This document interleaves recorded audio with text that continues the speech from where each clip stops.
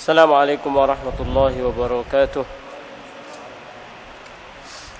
إن الحمد لله نحمده ونستعينه ونستغفره ونعوذ بالله من شرور أنفسنا ومن سيئات أعمالنا.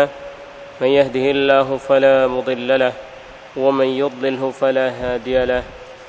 أشهد أن لا إله إلا الله وأشهد أن محمدا عبده ورسوله. يا أيها الذين آمنوا اتقوا الله حق تقاته ولا تموتن إلا وأنتم مسلمون. يا أيها الناس اتقوا ربكم الذي خلقكم من نفس واحدة وخلق منها زوجها وبث منهما رجالا كثيرا ونساء واتقوا الله الذي تساءلون به والأرحام إن الله كان عليكم رقيبا. يا أيها الذين آمنوا اتقوا الله وقولوا قولا سديدا يصلح لكم أعمالكم ويغفر لكم ذنوبكم ومن يطع الله ورسوله فقد فاز فوزا عظيما. أما بعد رب اشرح لي صدري ويسر لي أمري واحلل عقدة من لساني يفقهوا قولي. Hadirin yang dimuliakan oleh Allah Subhanahu wa taala. Pada malam hari ini insyaallah kita lanjutkan kajian kita surat Ali Imran ayat yang ke-121 insyaallah.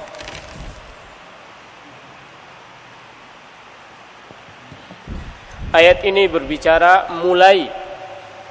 berbicara tentang perang Uhud atau peperangan yang dilakukan oleh Rasulullah sallallahu alaihi wasallam, terutama perang Uhud dan perang Badar. Para jamaah yang dimuliakan oleh Allah Subhanahu wa taala, ayat ini merupakan komentar, petunjuk dan kritik Allah Subhanahu wa taala kepada kaum muslimin. Sikap kaum muslimin pada perang Uhud yang sebagaimana kita ketahui, pada perang tersebut Allah Subhanahu wa taala menguji kaum muslimin dengan kekalahan atau serupa dengan kekalahan.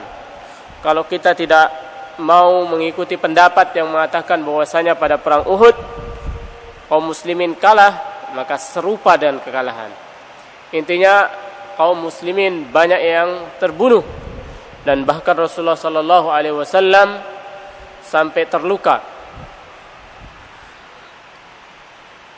Para jamaah yang dimuliakan oleh Allah Subhanahu wa taala, ini adalah ayat yang mengabadikan tentang kejadian yang menimpa kaum muslimin, tidak saja yang ada dalam realita yang nyata berupa kekalahan, berupa luka, berupa terbunuhnya beberapa sahabat pilihan, kemudian terlukanya Rasulullah sallallahu alaihi wasallam, kemudian bagaimana kocar-kacir pasukan kaum muslimin, akan tetapi juga ayat ini mengabadikan bagaimana kondisi psikologi, kejiwaan kaum muslimin pada waktu itu yang sedikit berbeda dengan kondisi kejiwaan kaum muslimin pada perang Badar. Yang mana pada perang Badar kaum muslimin mendapatkan kemenangan telak. Di sini Allah Subhanahu wa taala berbicara tentang hal tersebut. Jadi dalam Islam, para jamaah yang dimuliakan oleh Allah Subhanahu wa taala, peperangan itu bukan hanya pada perang dalam medan perang saja. Dalam Islam, peperangan itu baik dalam medan tempur itu adalah bagian dari peperangan. Dan lebih luas lagi, peperangan dalam Islam itu adalah peperangan dalam jiwa, dalam diri manusia, dan peperangan dalam realita kehidupan nyata, dalam realita kehidupan sehari-hari. Itulah peperangan dalam pandangan Islam.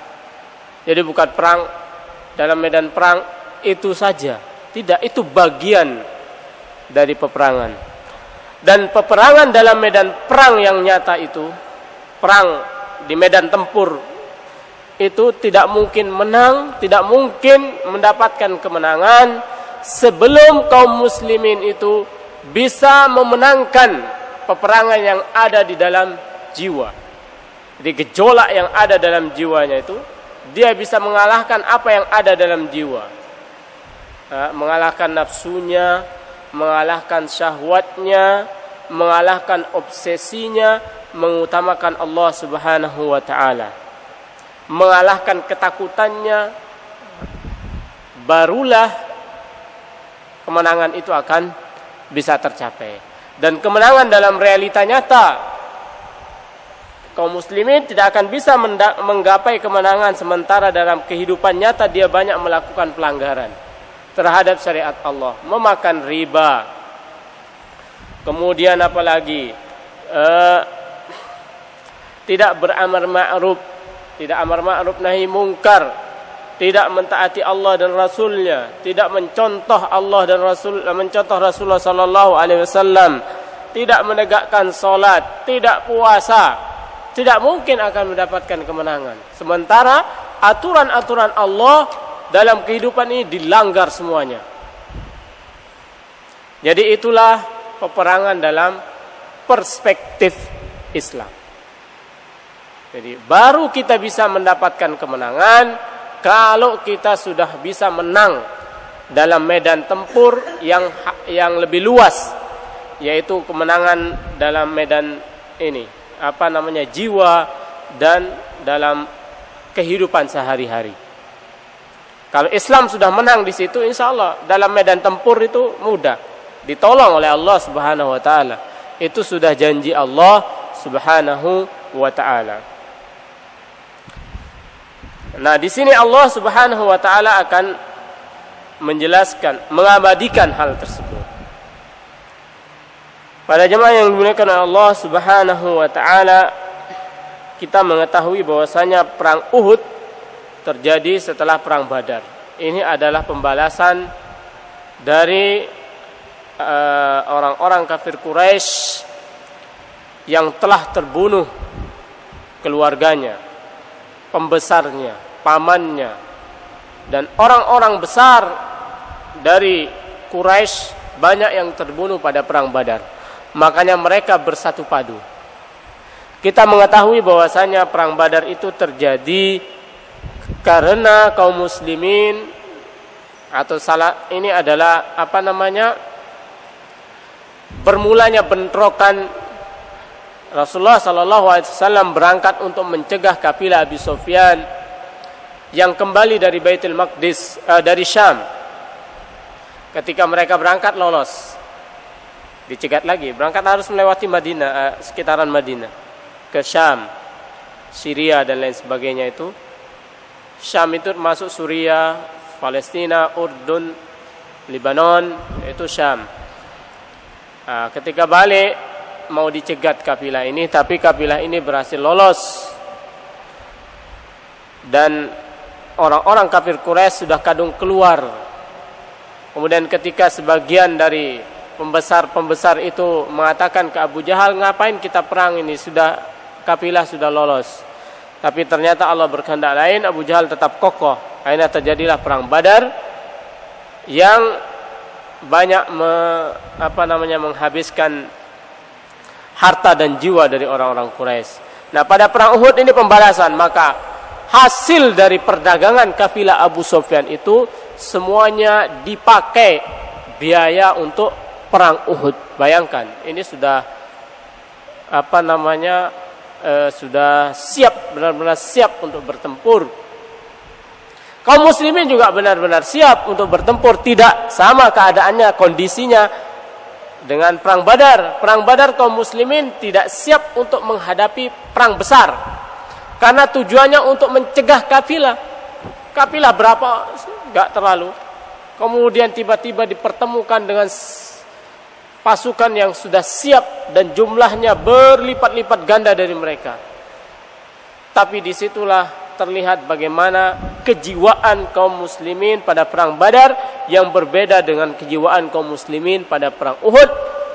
Dan orang-orang yang ikut bertempur pada perang Badar juga berbeda dengan orang-orang yang ikut bertempur dalam perang Uhud. Perang Uhud kaum muslimin siap. Bahkan terjadi musyawarah. Bagaimana menyambut musuh, apakah di dalam kota atau di luar kota. Kaum tua ingin di dalam kota dan orang-orang munafik. Tentu motif dari orang-orang munafik ini beda dengan motif orang-orang atau kaum muslimin. Mereka ingin bertahan di Madinah tentunya untuk menyelamatkan jiwa mereka, tidak ingin bertempur. Sedangkan orang-orang kaum muslimin yang memilih tinggal di Madinah menghadapi musuh di dalam kota, itu tujuannya supaya tidak banyak menimbulkan korban dan lebih mudah dalam menghadapi musuh. Karena perang kota itu perang yang sulit. Kemudian kaum muda lebih condong kepada bertempur di luar Madinah. Dan ini adalah pendapat yang diambil waktu itu. Kemudian mereka berangkat, tetapi di tengah jalan, nah ini sudah mulai. Dalam ayat sebelumnya kita sudah dilarang menjadikan orang-orang munafik ini sebagai teman dekat, sebagai tempat kita menaruh rahasia umat. Ini bayangkan, setelah sampai tengah perjalanan mereka berbalik, tidak mau ikut bertempur. Ini artinya mereka telah membelah pasukan. Pada saat pasukan akan bertemu dengan musuh, bayangkan situasinya seperti apa.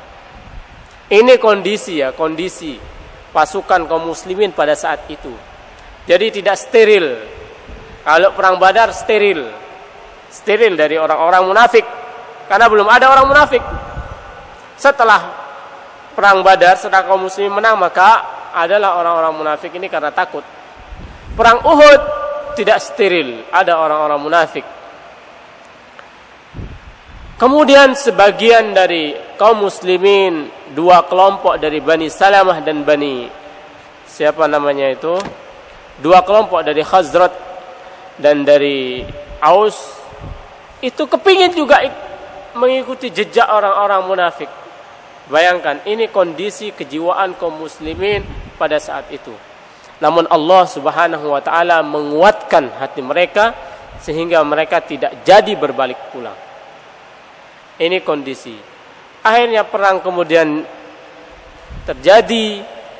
Pada awal terjadi peperangan, kaum muslimin mencapai kemenangan, tapi tidak berapa lama terjadi kekalahan yang dahsyat.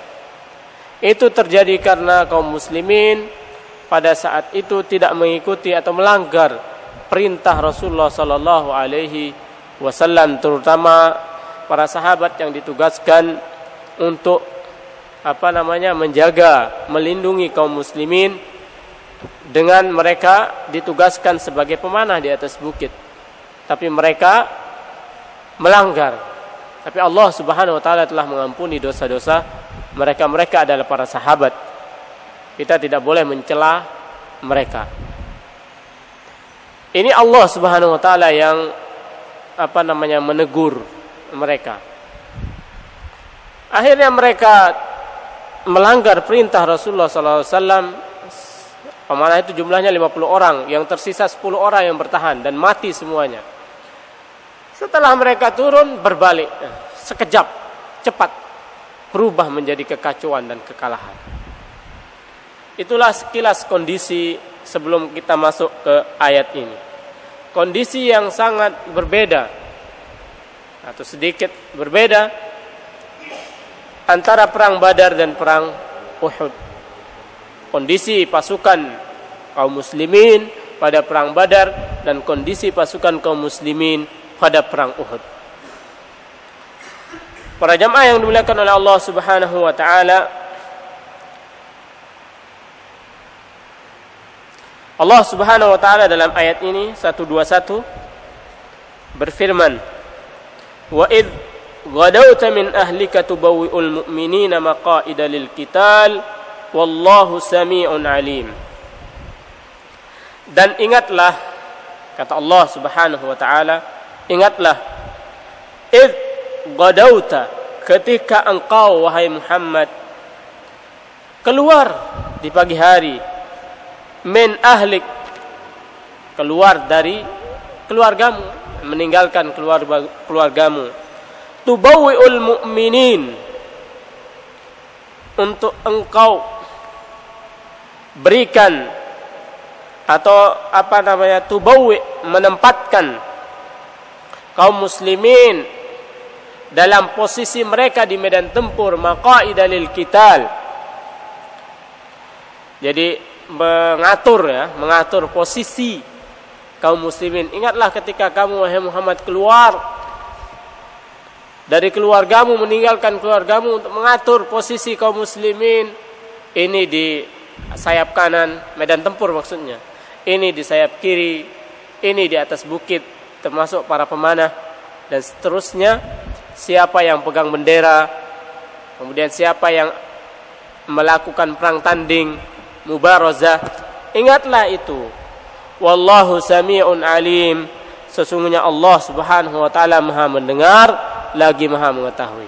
Jadi Allah Subhanahu wa taala Maha mengetahui apa yang terjadi pada saat itu, mengetahui siapa yang munafik, siapa yang jujur. Allah Subhanahu wa taala mengetahui.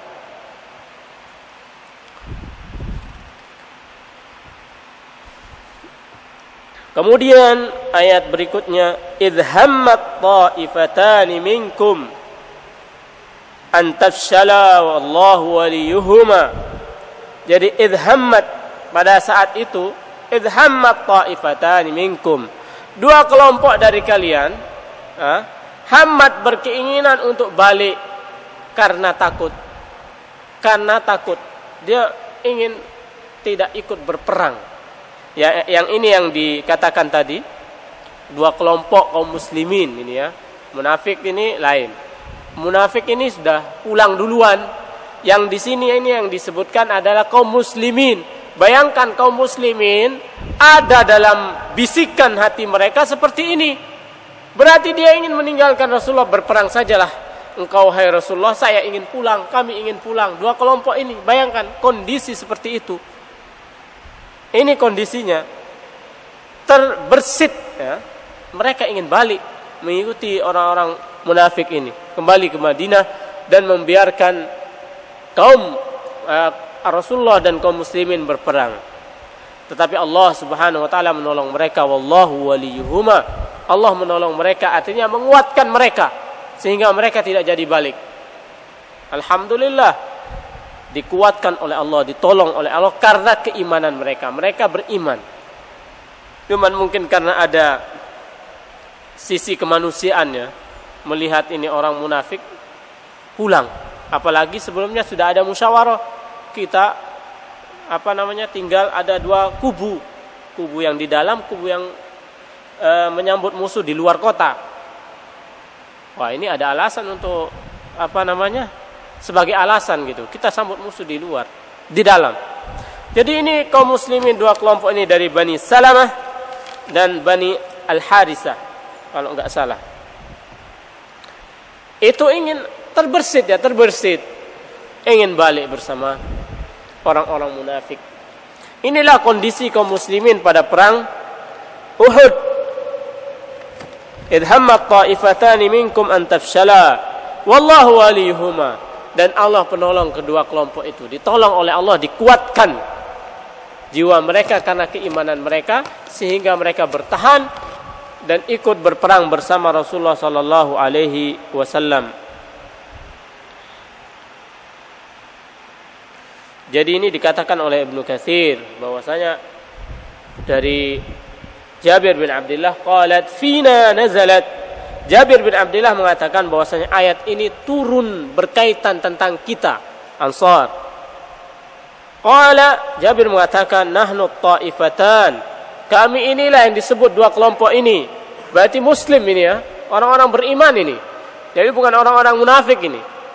Orang-orang beriman pada saat itu kondisi kejiwaannya seperti ini. Jadi beda jauh dengan perang Badar ya. Kejiwaan kaum muslimin pada perang Badar. Ingat ketika Rasulullah mengumpulkan para sahabat, bagaimana pendapatmu? Silahkan Rasulullah sallallahu alaihi wasallam mau kemana? Mau melewati laut, mau apa? Kami ikut. Kami tidak akan berkata seperti perkataan Bani Israel kepada Musa. Bani Israel mengatakan kepada Musa, silakan Musa kamu berperang bersama Tuhanmu, kami di sini duduk-duduk saja melihat. Nanti kalau sudah menang baru kami masuk kota itu. Jadi kami bukan seperti itu. Ini kejiwaan mental kaum muslimin pada perang Badar. Ini kita bukan mencela sahabat ya. Ini Allah abadikan seperti ini. Nauzubillah kita mencela para sahabat Rasulullah sallallahu alaihi wasallam. Nahnu ta'ifatan Banu Harithah wa Banu Salamah. Jadi keduanya ini dari Ansar, Banu Salamah dan Banu Harithah, dari Aus dan Khazraj. Idh hamma ta'ifatan an tafshala minkum an tafshala wallahu waliyuhuma wa 'ala Allahi falyatawakkalul mu'minun. Dan hendaklah kepada Allah kaum muslimin itu bertawakal. Tawakal bukan berarti pasrah ya. Tawakal sebagaimana yang dijelaskan dalam ayat ini, usaha. Rasulullah musyawarah mengumpulkan para sahabatnya, Rasulullah mengambil pedangnya, menggunakan baju besi, keluar mengatur strategi perang dan lain sebagainya. Itulah tawakal. Tawakal dikatakan itu di sini, saya ambil ini dari bukunya Wahbah Zuhaili. Wahbah Zuhaili ngambil dari tafsir Al-Qurtubi, bahwasanya tawakal secara syariah itu adalah as-siqah billah wal iqan inna qada'ahu madin. Bahwa siqah, percaya kepada Allah. Percaya kepada Allah, siqah. Siqah itu sangat percaya. Apa ya? Siqah kepada Allah Subhanahu wa taala. Siqah kepada pertolongannya. Apa yang dijanjikan Allah, percaya. Pokoknya percaya kepada Allah Subhanahu wa taala, janjinya dan lain sebagainya. Wal iqan anna qada'ahu madin. Dan yakin seyakin-yakinnya bahwasanya apa yang telah ditetapkan oleh Allah pasti terjadi. Wattiba'i sunnati nabiyhi fis sa'i fima la budda minhu. Mengikuti Rasulullah sallallahu alaihi wasallam dalam mengambil mengambil usaha yang harus diambil. Berusaha, bukan diam saja berpangku tangan. La budda minhu minal asbab, mengambil sebab usaha, baik perbekalan, makanan, minuman, obat-obatan, pedang, baju besi, strategi perang, ketaatan kepada pemimpin dan lain sebagainya. Kemudian senjata dan lain sebagainya, kemudian mengikuti sunnah Allah juga, sunnatullah al-mu'tadah, sunnatullah yang biasa dalam berperang. Bagaimana ada kita mengumpulkan informasi berapa jumlah kekuatannya, siapa yang ikut berperang, berapa jumlah senjatanya, di mana posisinya. Kan itu bentuk-bentuk pengumpulan data, sehingga bisa diprediksi kekuatannya sejauh mana, kelemahannya bagaimana. Kan itu yang harus diantara yang harus bagaimana mau melawan musuh tidak tahu kekuatannya apa, persenjataannya bagaimana. Kalau sudah tahu detail kan enak. Oh, dia punya sekian tank, sekian ini, jumlah pasukan sekian, posisinya di mana, jangkauan pelurunya sampai mana, kan harus tahu. Usaha-usaha seperti itu namanya tawakal. Bukan pasrah, ayo maju. Ya habis. Tawakal sama Allah, maju. Gak ada persiapan, dia gak pernah olahraga, tiba-tiba ikut berperang. Bukan malah mendatangkan kemenangan, jadi beban orang yang berperang. Di medan tempur sakit, bikin beban. Ya harus kuat fisiknya. Makanya Rasulullah SAW Al-Quran mengatakan wa'iddu, persiapkan mastata'tum min quwwah, persiapkanlah semampunya, kekuatan semampumu. Setelah itu kamu serahkan kepada Allah Subhanahu wa taala, tawakal kepada Allah Subhanahu wa taala. Usaha maksimal. Itulah tawakal, usaha maksimal, bukan pasrah. Bukan tidak mengambil usaha, menyerah. Begitu juga sabar. Sabar itu bukan berarti dia sabar aja, terima aja, bukan. Lihat bagaimana kata Allah dalam bersabar sini, usaha, dan terus dia melawan, bukan menyerah, bersabar, tawakal. Itulah tawakal yang secara syariat. Jadi ya, usaha. Dalam hadis itu Rasulullah menggambarkan takwa itu kau punya onta, ikatlah onta. Bukan dilepas tawakal, tidak. Ikatlah. Ikatlah dengan baik, baru tawakal. Pasrah kepada Allah, serahkan. Artinya tawakal itu urusan ini. Urusan batin. Sedangkan usaha ini harus tetap dilakukan. Tapi hati, batin itu tetap Allah yang berkuasa. Sebab itu bukan kita melakukan sebab itu tidak mesti menghasilkan sesuatu. Kita usaha dengan maksimal belum tentu bisa mencapai hasil. Itu Allah Subhanahu wa taala. Kita melaksanakan usaha, mengambil usaha maksimal. Jadi ini yang dicontohkan oleh Rasulullah sallallahu alaihi wasallam, as-siqah billah. Yakin dan siqah kepada janji Allah. Yakin bahwasanya apa yang ditetapkan oleh Allah Subhanahu wa taala itu pasti terjadi. Kemudian mengikuti sunnah Rasulullah sallallahu alaihi wasallam dalam mengambil usaha. Kemudian kita juga melakukan sunnatullah dalam pertempuran, misalnya dalam kehidupan dunia ini. Bertempur juga perang juga butuh butuh dana. Butuh sekarang kalau di daerah yang yang medan yang sangat dingin, butuh jaket yang tebal, daerah salju, itu bagian dari sunnatullah.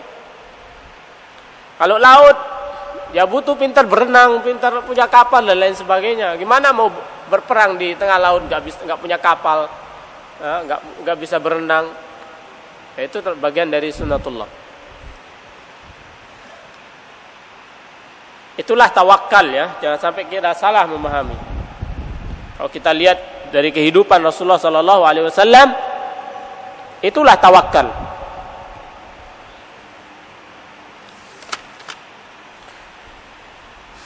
إذ هم الطائفتان منكم أن تفشلا والله وليهما وعلى الله فليتوكل المؤمنون. Ini termasuk bekal kemenangan ya, tawakal. Kemudian ayat berikutnya, walaqad nasarakumullahu bibadrin wa antum adillah fattaqullaha la'allakum tashkurun. Dan sungguh Allah Subhanahu wa taala telah menolong kalian dalam perang Badar, dan pada saat itu kalian dalam keadaan hina. Zillah itu hina atau sedikit, jumlah kalian sedikit. Maka bertakwalah kepada Allah, semoga kalian bisa bersyukur kepada Allah Subhanahu wa taala. La'allakum tashkurun. Semoga kalian bisa bersyukur kepada Allah Subhanahu wa taala. Dua ayat sebelumnya itu berbicara tentang perang Uhud ya, dengan kondisi yang saya sebutkan tadi. Kemudian tiba-tiba ayat ini berbicara tentang perang Badar. Walaqad nasarakumullahu bibadrin wa antum adillah fattaqullaha la'allakum tashkurun. Jadi Allah Subhanahu wa taala ingin membangkitkan memori kaum muslimin. Jadi tadi sudah diobok-obok sama orang munafik ya. Ini soft. Pasukan kaum muslimin diobok-obok sama kaum orang-orang munafik. Ya, karena iman tidak sama ya. Ada yang longgar melihat, 300 balik, sisa berapa kita? Lawan sekian, berapa ribu? Ribuan musuh. Nah, kalau kita imannya enggak sangat kuat, waduh, iki kurang ini.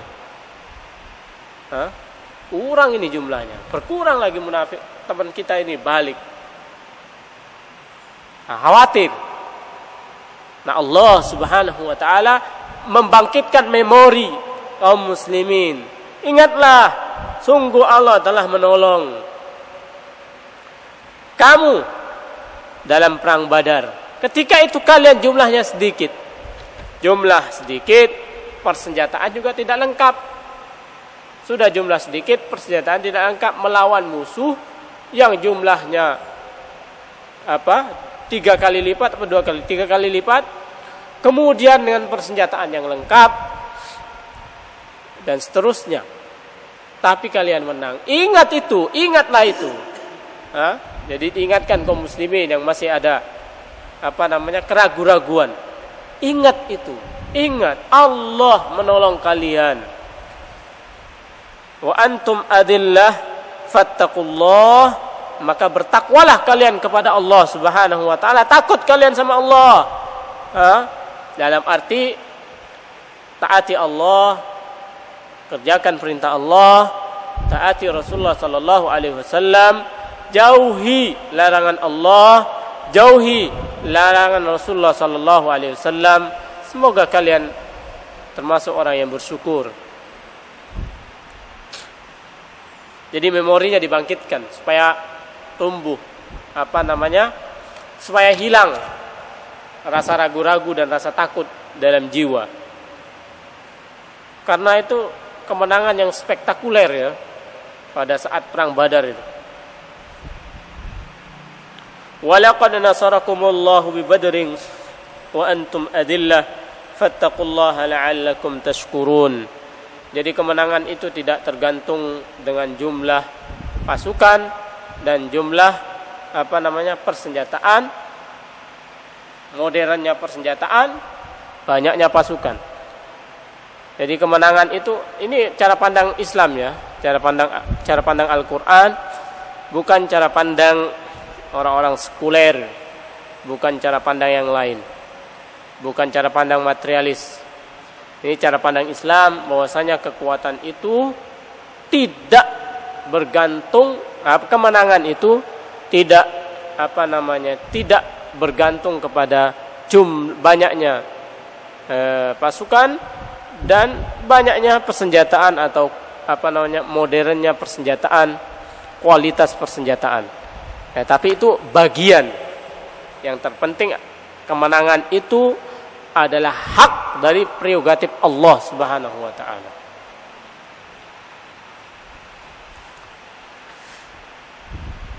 Fattaqullaha la'allakum tashkurun.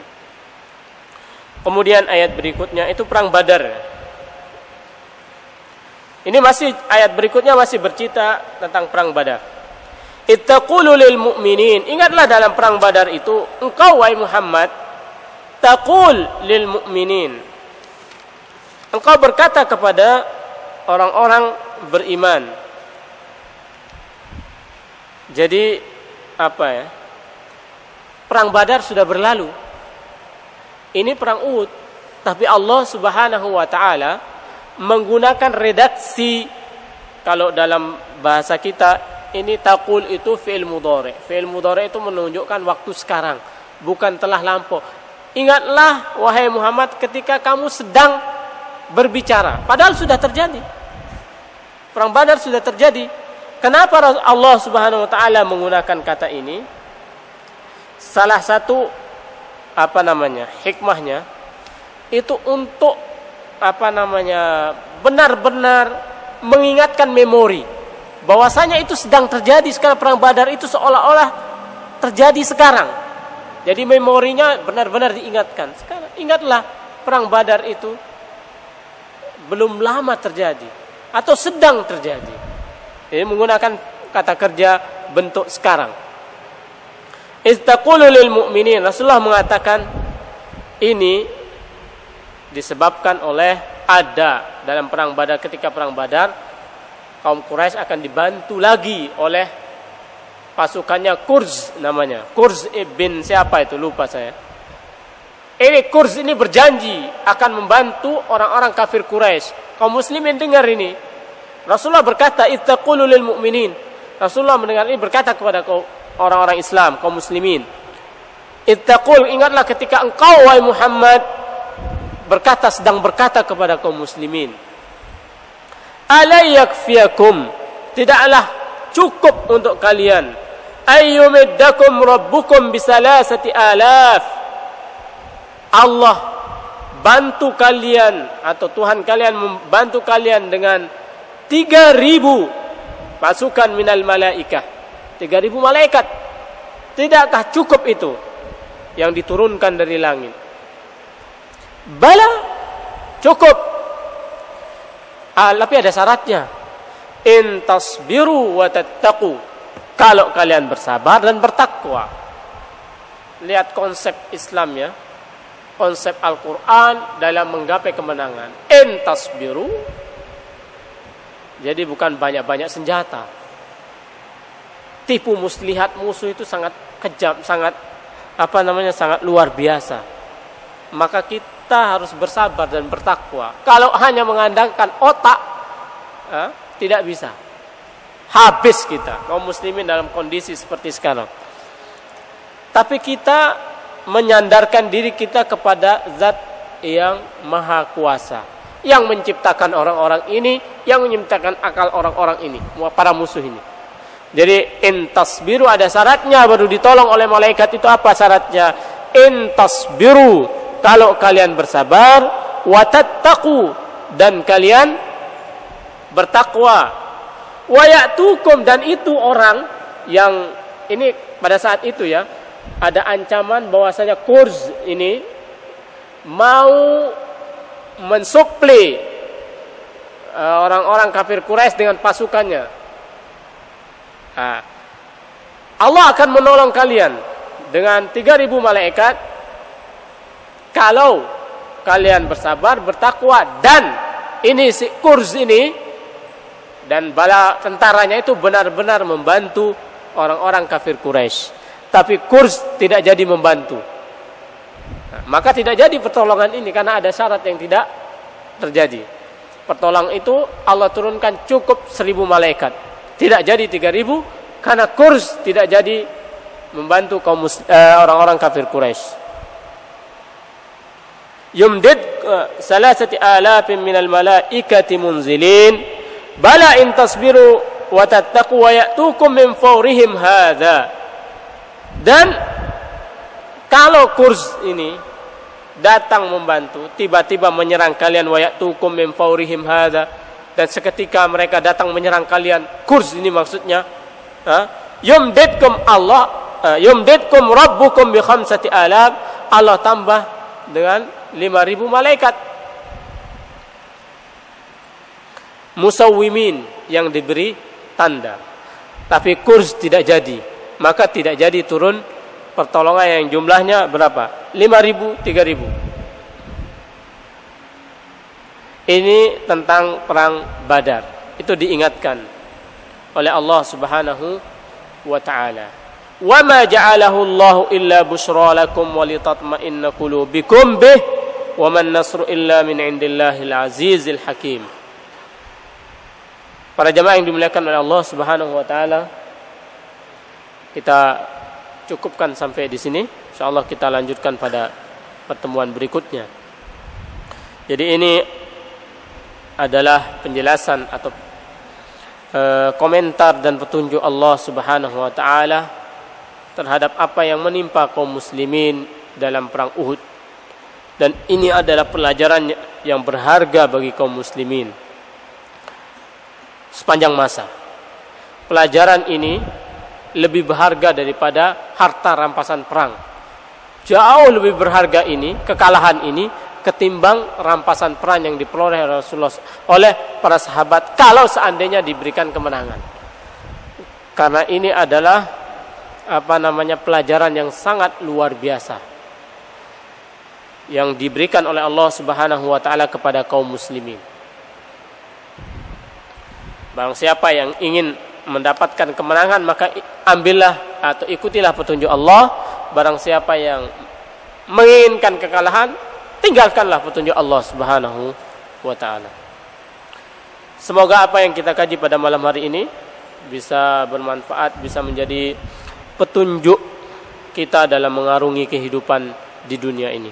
Subhanakallahumma wa bihamdika asyhadu an la ilaha illa anta astaghfiruka wa atubu ilaika. Assalamualaikum warahmatullahi wabarakatuh.